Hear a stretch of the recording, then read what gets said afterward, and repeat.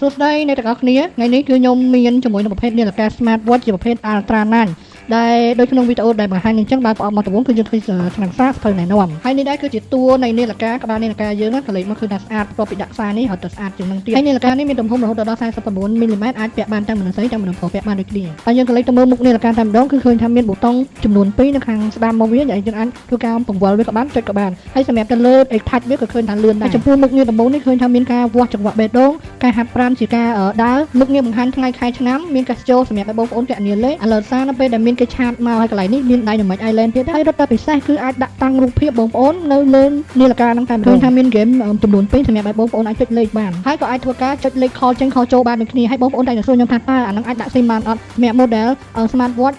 Ultra 9នេះគឺអាចដាក់ SIM បានបងប្អូនអាចយកទៅដាក់តាមតម្រូវការបងប្អូនដូចថាមានបងប្អូនខ្លះគាត់ចង់យកទៅប្រើជាមួយនឹងការដាក់ SIM ណា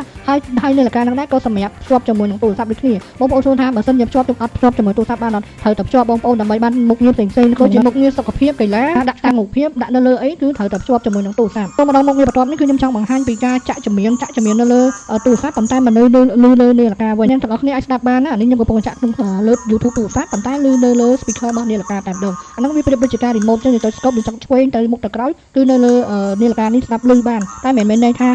នាឡិកានេះគឺអាចមានប្រតិបត្តិការចាក់ចម្រៀងដែលផ្ទាល់ខ្លួនឯងបានទេបងប្អូនសូមបញ្ជាក់ថាហ្នឹងគឺយើងអាចមើល YouTube មើល TikTok ឬក៏លេង Facebook អីបាននេះវាគ្រាន់តែអាច alert សារបាននៅពេលដែលគេ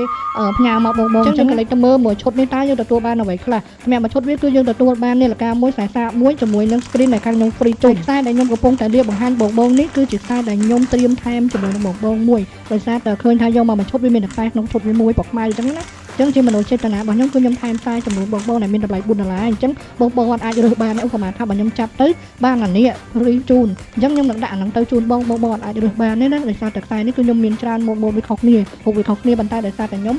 ធ្វើការថែមជូនដោយ free ទៅបងអញ្ចឹងមួយឈុតវាគឺតម្លៃ$29បានខ្សែចំនួន2 screen មួយអរគុណច្រើន